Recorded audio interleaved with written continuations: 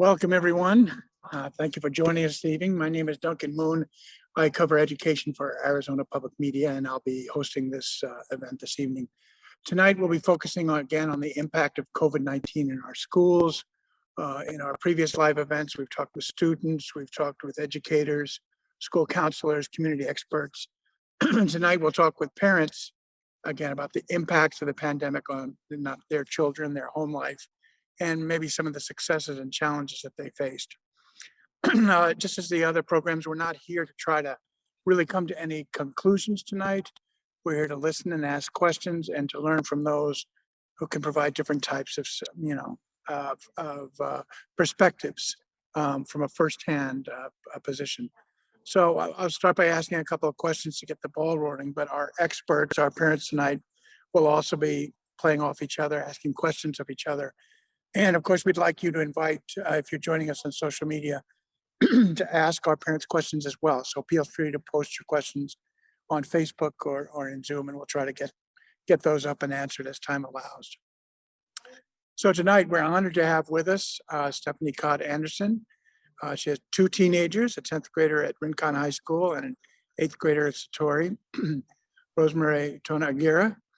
She has 3 great-grandchildren who she adopted in 2017. They're in grades 3 through 5 at Lawrence Intermediate. And Claire Venker, she has 2 children at Manzanita Elementary in the Catalina Foothills and Orange Grove Middle School. Thank you all for joining us. We really appreciate you taking the time. I know you've had a busy day. So we're looking forward to learning more about your experiences as parents throughout the pandemic. How your families, how your children and students were impacted. You no doubt have some similar experiences to each other, but each of you, I think, has an individual perspective and experiences that will be completely unique to you. And that's really what we're looking for, your firsthand experiences and knowledge gained over the last couple of years in this pandemic challenged education cycle that we've been in. So let me start just with a basic question, if we can go around and just tell us briefly, just quickly about your kids, your children, your students. Rosemary, can we start with you? Sure. First of all, I think that my great-grandkids are the greatest. They're Alex, Renee, and Araceli. Alex is 9. Renee just turned 12 in January. Araceli turned 11 in February, and Alex will be 10 this month. And they're at Lawrence, coming from Johnson. And Araceli and Alex are in 4th grade, and Alex and Renee is in 5th grade. And they just love school. So lucky me. Thank Claire, you. tell us about your students. I have 2 daughters. My older daughter, Rose, just turned 12 in January as well. She's in 6th grade at Orange Grove. And she, this is her first year in middle school, and she really loves it. And I have a 3rd grader, Maeve, who is 9, and she's a lot of fun. And yeah, those are my girls. Sounds great. Stephanie, what about you? Well, I'm a little different. I have teenagers. So my daughter Alex is 14 and she's at Satori Charter and will be she's in 8th grade right now and graduating very shortly. My son Van is at Rincon and he is in the 10th grade right now. I think the very intriguing aspect of both of my kids is they've always loved the school subject matter, but they're not necessarily very crazy about school anymore. Interesting. All right. Well, let's start in. So we're coming to, sort of February and March in 2020. We think everything is going along as it always has. And all of a sudden, in very quick order, kids are out of school, they're at home, they're having to try and figure out how to learn at home. You and as parents having to make some some big changes and big adjustments. Could I hear from each of you a little bit about what that was like? What were the sort of immediate challenges and how you kind of dealt with that? Anybody want to start? I'll start. All right, go ahead, Claire. So we were notified on a Sunday night that the kids would not be at school. I think it was a week or two before spring break. Um, and so the district emailed all the parents and said, um, everyone is home and through spring break, and we'll see what happens after that. So the kids felt like it was just extra long vacation. They were thrilled. We did kind of some scrambling, my husband and I, to figure things out. I work part-time, so I just pulled back a little bit and changed when I was working for a while. And but as things went on, and after the kids came back from spring break, um, the school was sort of trying to assemble the plane in the air. As far as remote learning, I'm sure that was many people's experience. And I ended up in April just stopping work completely. Luckily, my boss was really flexible about it, but it was still pretty fun for most of that spring for the kids, I think, because expectations were light and they got to enjoy the outdoors. And we're lucky enough to have a group of friends around their age in our neighborhood. And we didn't see each other for the first few weeks, but like 3 or 4 weeks, I think. And then we let them spend time together outside. So they had a social outlet, and that was wonderful. So it started off pretty well for you. It was not too bad for us. All right. When did the things really start to take a hold as far as having to get them in the online classes, and how was that? How did you handle that? Our school kept it pretty. We had materials to work with, and my kids each had that spring once or twice a week a live meeting with their whole class and their teacher on Zoom, or I think Google Classroom actually. But then I think, as I said, expectations were still pretty light at that point. And then in fall of 2020, when the school year started back up, that's when um, the daily assignments were more rigorous and sort of keeping the pace of what I think in-person school would have been, or close to it. But yeah, I pretty much did not work at all at that point. And my younger daughter, Maeve, loved remote learning, and went really smoothly for her. And my older daughter, Rose, was really enthusiastic at the beginning of that fall 2020 year and lost steam quickly without the scaffolding of a classroom around her. Sure. So that was very intense for her and I both, because we have very similar personalities. Trying to help her stay on task and get the work done that was expected. We were often doing schoolwork 6 or 7 days a week with her. And that was really, really hard. Yeah, sounds extraordinary. Stephanie, what about you, though, sort of as this dawned on everyone? Yeah, so our initial experience was approximately what Claire had described. The end of that year, after spring break to the end of that year, was pretty light expectations. Both of my kids were at Satori, and so we knew the teachers one-on-one. It's a very close community there. So if I had an issue, I felt comfortable just texting or calling and saying, we can't get on this Zoom link, what's going on? But ultimately, like I said, it was pretty relaxed. Now, unfortunately, my son graduated from 8th grade from a small charter school and ended up going to Tucson High Mhm. During the pandemic. And so this was strike one against us. Now, I tried very, very hard to keep up with everything, but unfortunately, at that point in time, I also lost my job because I was working in an industry that needed me to be working 30, 40, 50 hours a week. Right. And I just was not, I couldn't keep up with it and have 2 kids doing remote learning. And so that was it was a blow, but I also had recognized because of what my kids were going through, that my passion for the education system really could drive a career shift.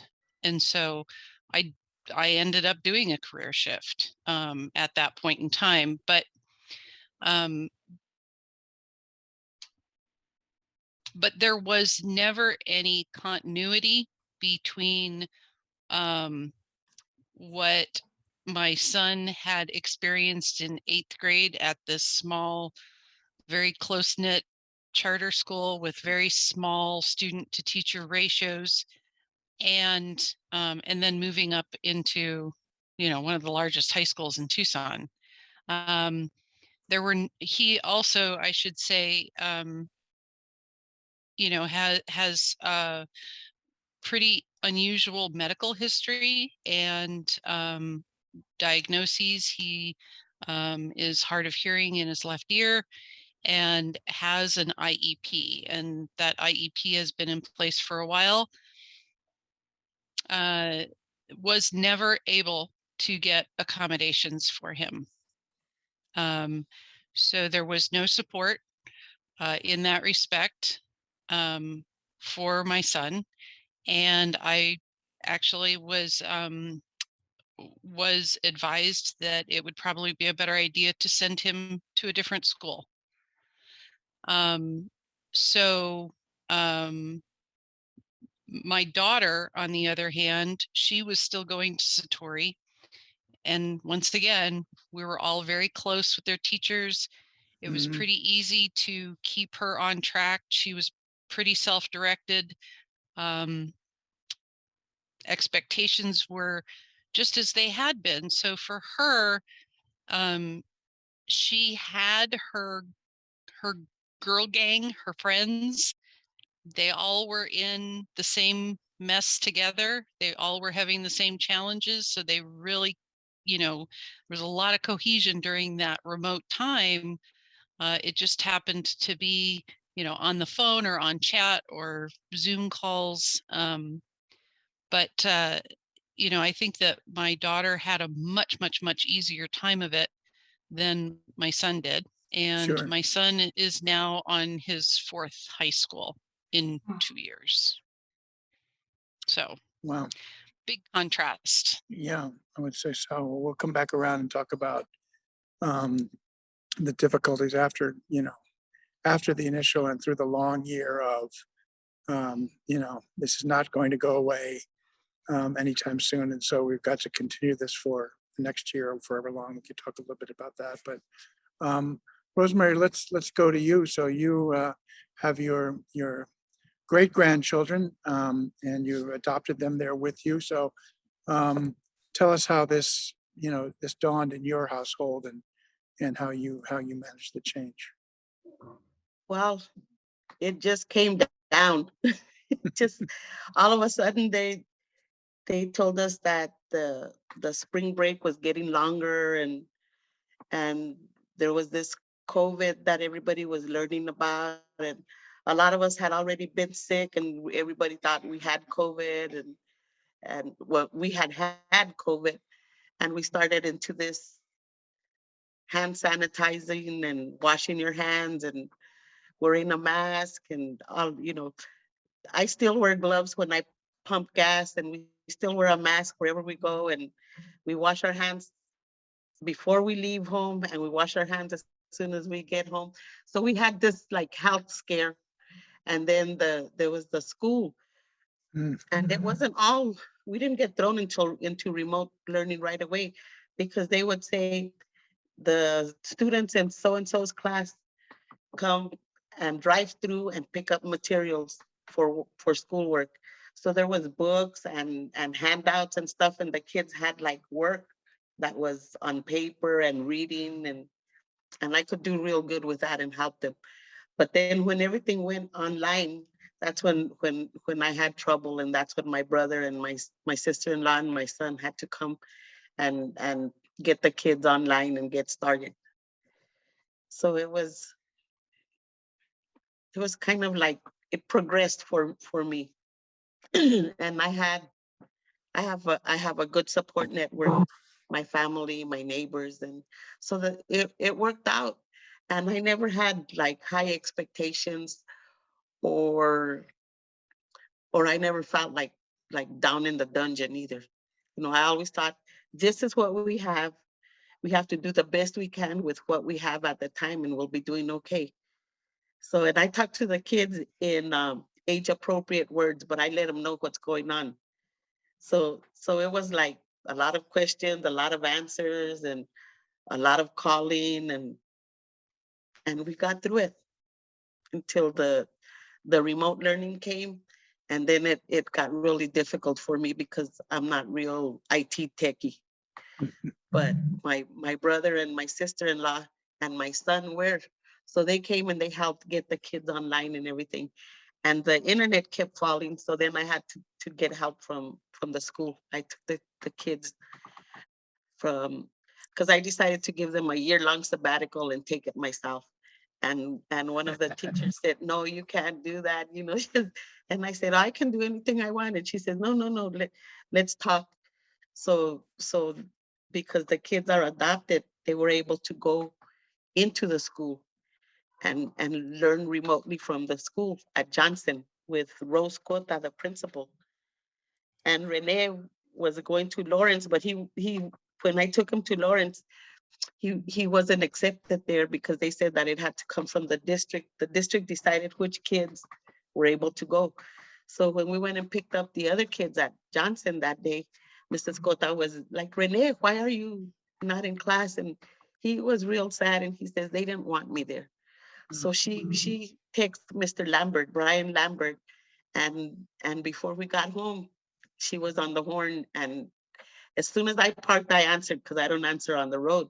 And she says, "Miss Rosemary," she says, "it's remote learning, so it doesn't matter where Rene will be learning from." She says, "Tomorrow you bring him ready to learn, bring his laptop and have him ready." So Rene was super happy. And it worked out. It's worked out for us. I've had a lot of help from my family as well as from the school. That's great. I think we want to talk a little bit about where you found out, including the school, but outside family community support and stuff like how that worked with you. But um, in all of these that we've had, each time we've talked with the students, we talked with the teachers, there was, I think what we've heard from all of you, there was this initial, "Oh, this is just going to be a little while. What a Yes. nice little break. Okay, we can deal with this." Um, and then it became this long slog.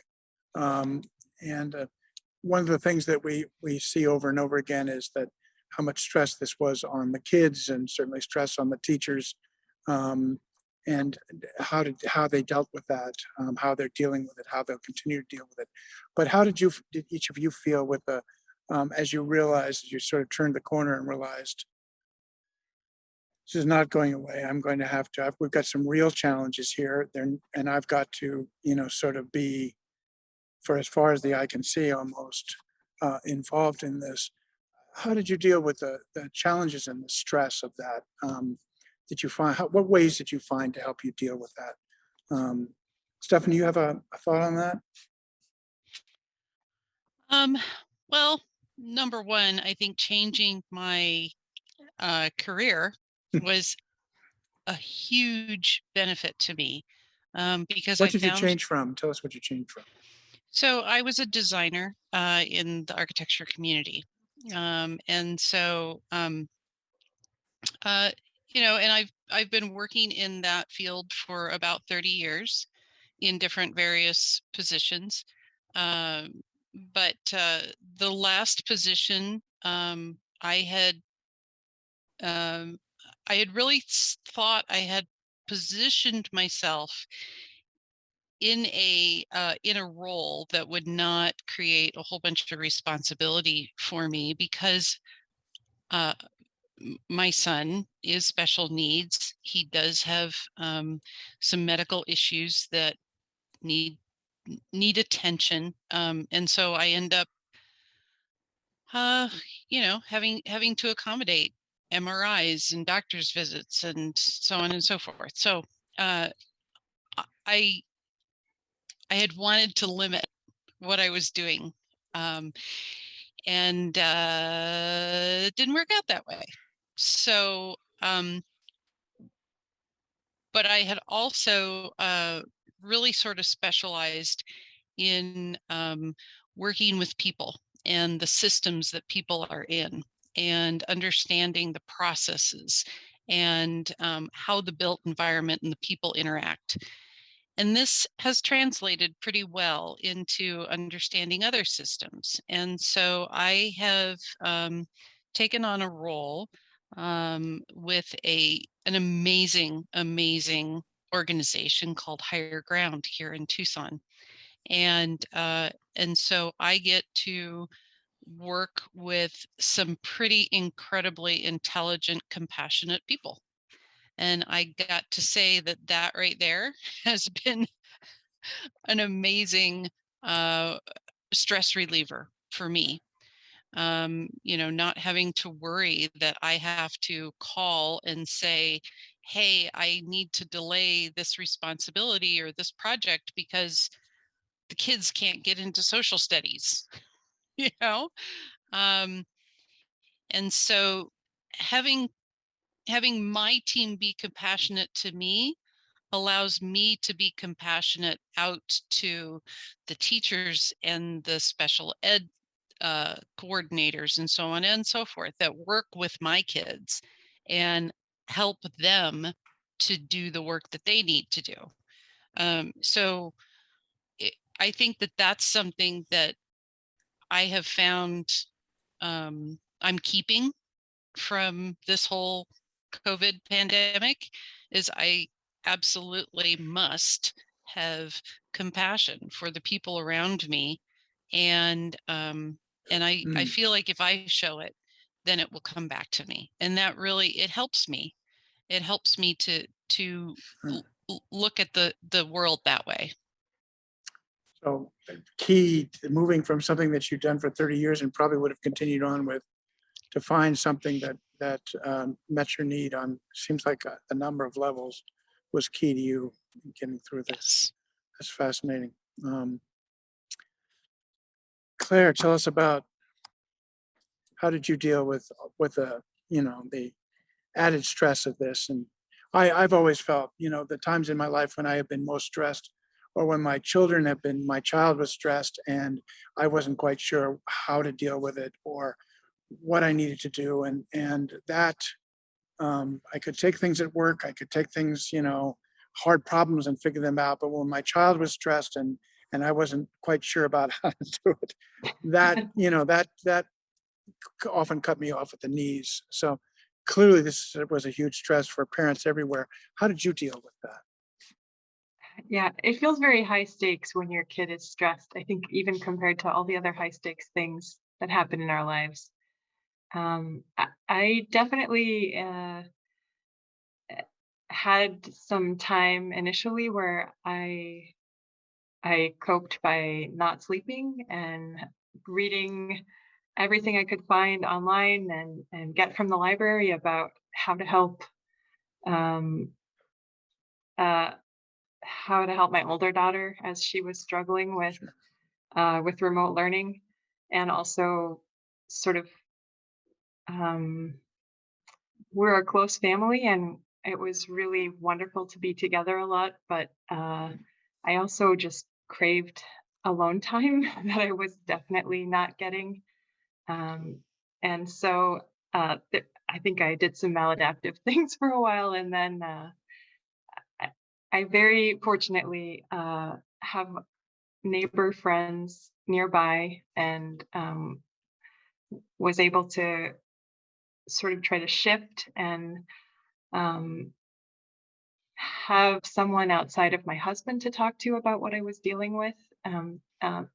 Very supportive people who were in similar difficult situations, and I was also really lucky to be um, to have a very flexible work situation, and not have financial pressure related to not working, because I really could not. Um, since we had the option of me not working during that time, that turned out to be the best thing, to preserve our sanity a little bit. Um, so, yeah. Not easy at all. Um, Rosemary, you talked a little bit, and you talked a little bit earlier about um, your support in helping you, not having the online and technical skills, and being all of a sudden in this with your great grandchildren. How did you deal with that initial sort of stress and wanting to make sure that you could care in the best way for your young ones? Well, there was no keeping my sanity. I went berserk. I just thought, oh my gosh, what am I gonna do? I Because didn't keep it all the time. you know, good job, Claire. Because I I kind of like run a tight ship, and I have a lot of structure, and it's like I have a place for everything in its place, and a time for this and a time for that. And all of a sudden there was no time for this. There was everything everywhere. And I thought, I'm not good at this. And I've always kind of like brainwashed myself. I said, oh yeah, I can do it. I can do this. And all of a sudden I couldn't. I'm I could be the the nurse, the cook, the custodian, the librarian, all of that I could somehow manage. But what I couldn't manage was the IT thing. I've always been afraid of computers. I've always been afraid of my dang phone, and I'm afraid that I'm gonna break it by doing something. So trying to help the kids with that was out of my scope. It's and and I didn't have to worry about working because I was already retired. I retired in 2017. When the kids came into my life, I retired. And I used to be director to the Yaqui Museum. So I was kept pretty busy and pretty active. And all of a sudden, the kids were and still are my everything. My whole life revolves around them and them around me. So it's kind of like we were feeding off each other. They're the na na na na, I need this, the baby, I can't.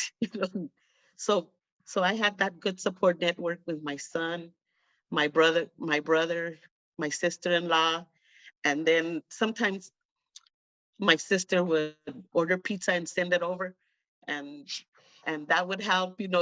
It's like the little things made the biggest difference, and Mhm. you learn how to accept and how to appreciate. And accepting was real hard for me because I've always advocated for everybody else. And all of a sudden I was in this world of need. I need. My kids need. But everybody came together, and it worked out. Once I vocalized that I needed help and what I needed help with and when I needed the help, everybody came up and pitched right so I could bat. But I've heard all of you say that you found something outside, the school system. Stephanie, you found a new uh, profession that allowed you, a healing place. Claire, you found people in your community um, to band together with. Rosemary, you had family. Let me ask the three of you, what did you get from the schools? How was the support from the schools? Was What was missing? What was good? What did they provide? Mr. Moore, you're glitching. Am I? All right, can you hear me now? Can anybody hear me? I can hear you. Oh, all right, all right. Well, we'll come back around. Rosemary, I'm sure it'll clear up in just a little bit, but I'm How would having a this- little trouble. all right, just Rosemary, just hang on. We'll get back to you. But just how were the schools? What did they, again, they weren't expecting this, but what did they provide? What was good and what did you need more from them? Does anybody want to start on that? I can start. Go ahead, Stephanie. Doesn't have to be the be all and end all, but just give us a Yeah, thought. I think that as I said, my son has on his fourth school right now. And so each approach of each school has been very different. And I have to say that I'm very grateful and appreciative to Satori and their staff, their teachers, because they have been able to meet my children where they're at and really work through what it is they need to be successful. Currently, my son is at Rincon High School, and their exceptional ed department is doing exactly that with my son. It's a process, and I realize it's a process, but my goodness, they are putting in the work to really put together a comprehensive plan for him, so that once again they are meeting him where he's at and asking him what it is he needs to meet up to the general education curriculum to be successful. Mhm. And I think that right there is the key. It's having the compassion and the respect for the student or the youth to actually listen to them and what they're saying. And and then figuring out, as as the professionals, okay, this is what we believe will be appropriate intervention. And even my daughter has had some issues, and but once again, because Satori is small, they've been able to accommodate just some small little tweaks in her day to make her safe and secure so that she can be successful in her school day. And these things for me are so highly important because of their age right now, and the fact that they've gone through this huge transition as people. My daughter started in 6th grade, now she's in 8th grade, and she has spent the good majority of her middle school in remote learning. My son graduated from 8th grade and is a sophomore now. So all of the beginning of his high school experience has been remote, and it has not gone well at all. So these are uber developmental years for these kids. And when I think about when they are at the end of this public educational pipeline, then what do we do? So if we don't put the investment in and actually figure out where these kids are right now, we're not going to have happy, healthy, whole adults that come out on the other side to be good employees, be good citizens, so on and so forth. Sure, sure. None of that happens overnight, but as you say, we need to be addressing it now. Claire, did you have a thought on your experience with the schools during this? Yeah, our schools both of my girls were at Manzanita Elementary School at the beginning and for the 2020-2021 school year. And they were really wonderful for us. I feel like they did the best job they could pulling together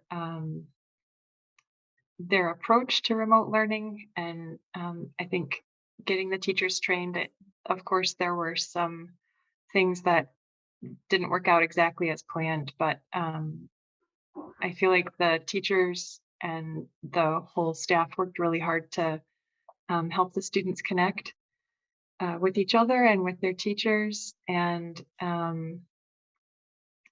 they definitely had high expectations, but I think in the long run, that was probably a good thing. Sure. And they did a lot of things that were really helpful. The principal would do morning announcements that we could watch to to start the day and kind of establish routine. And there were just a lot of little things like that.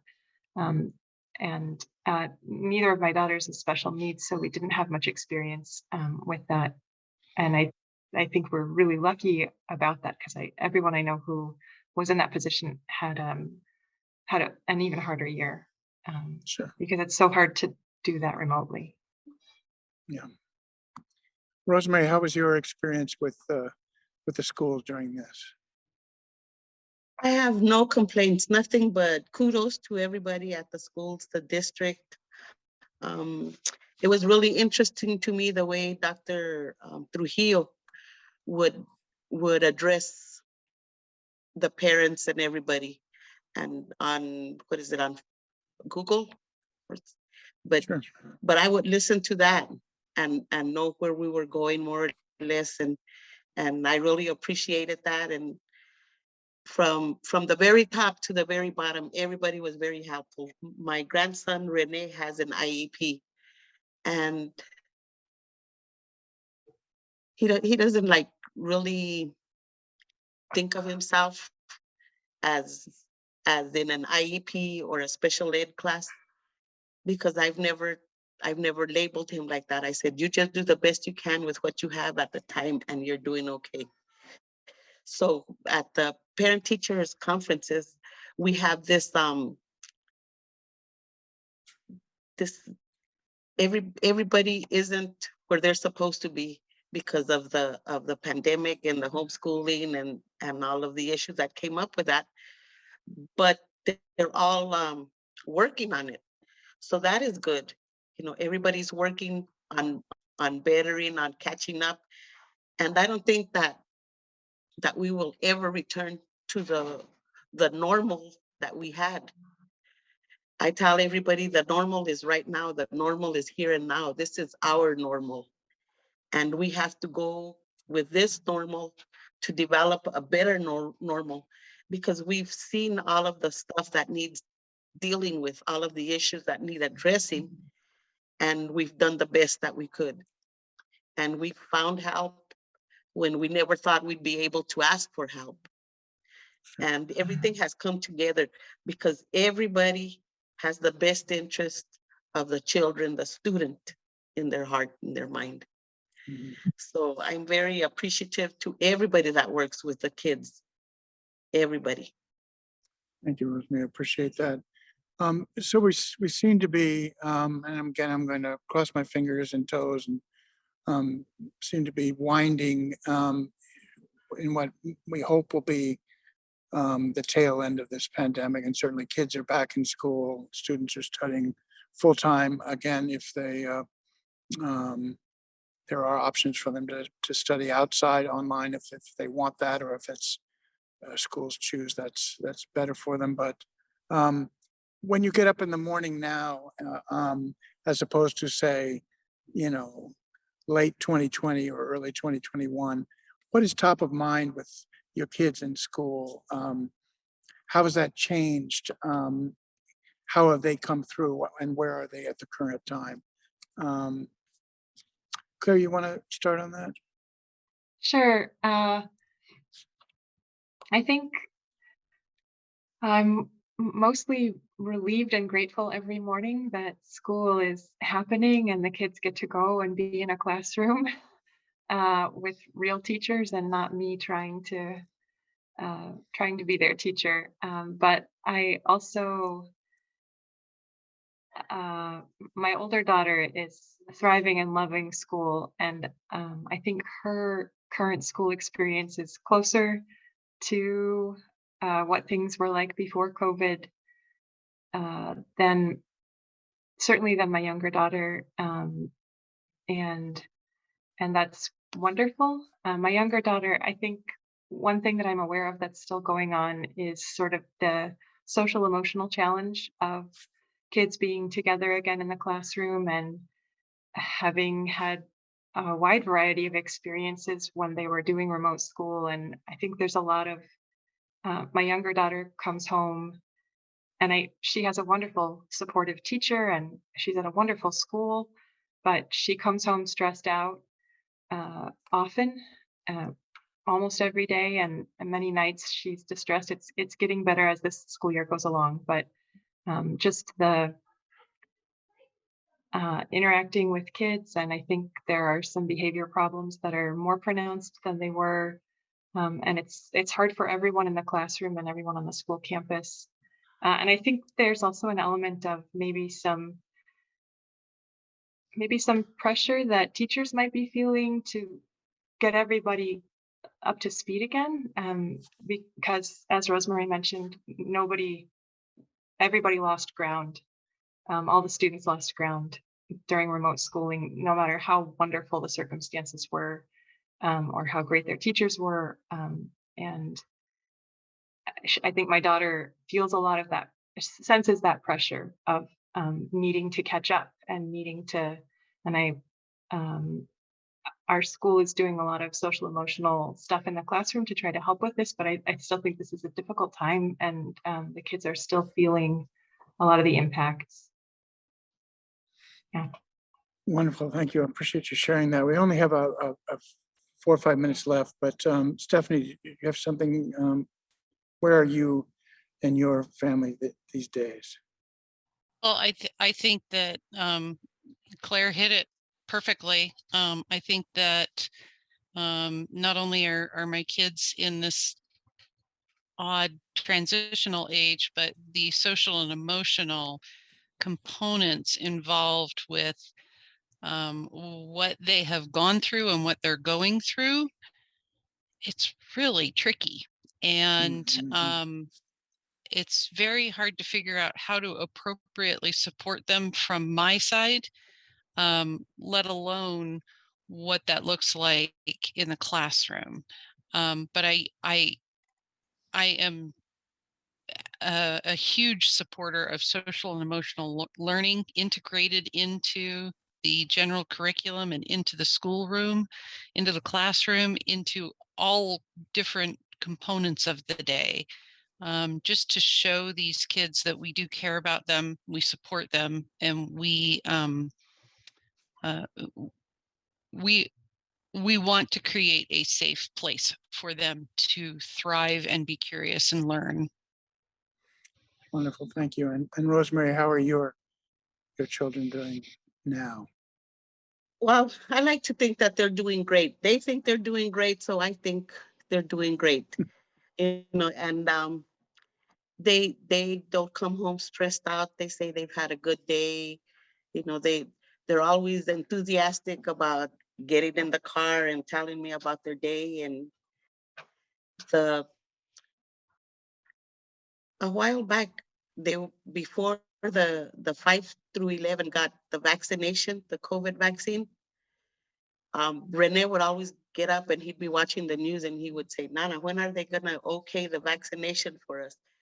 So when they okayed it, I mean, we went over there and they didn't have the vaccine yet.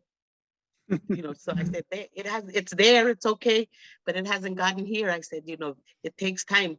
And then he says, Nana, isn't there somebody that you can call? And I said, no, there isn't, we'll just keep going. So they all got the vaccine and I got my, what is it, booster. So we're okay. And and they still don't want to go a lot of places. And and they ask, do you think so and so has been vaccinated?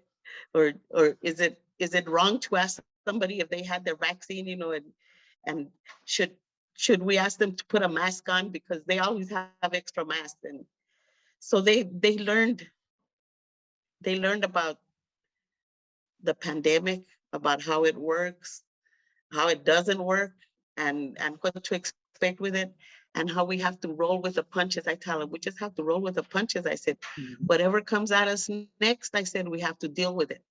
I said, there's people that know a lot more than we do. I said, and we have to listen to science, not to gossip and not to opinion. I said, we have to listen to science. I said, and the school and everybody in the school, I said, is listening to what Dr. Trujillo says. I said, and he is listening to experts, so I said, and it just comes down the line, and we have to be happy with the information that we have and use it for our own good. So it's been a hard ride, but it's been a bumpy ride, but it's been a ride, and this too shall come to pass. Thank you, Rosemary. Well, that may have been the fastest 45 minutes that I can remember, but we have reached that point. But I want to thank all of our experts, Stephanie Cott Anderson, Rosemary Aguera, and Claire Venker. I thank you all for your firsthand experience and your willingness to talk about your personal experience. We have a brief survey about tonight's event. We really would welcome feedback from anybody who's watching. So your input provides us with insight that helps us to do this kind of work and to educate it in a way going forward. So if you can participate in that, we have, if you want to go to azpm.org, there's some information and links to a survey that we'd love to have anybody fill out. And that is it for tonight. Again, our parents, Claire, Stephanie, and Rosemary, thank you so much for your time and for your wisdom. We very much appreciate it. Thank you. Thank you. Thank you. Good night, everybody.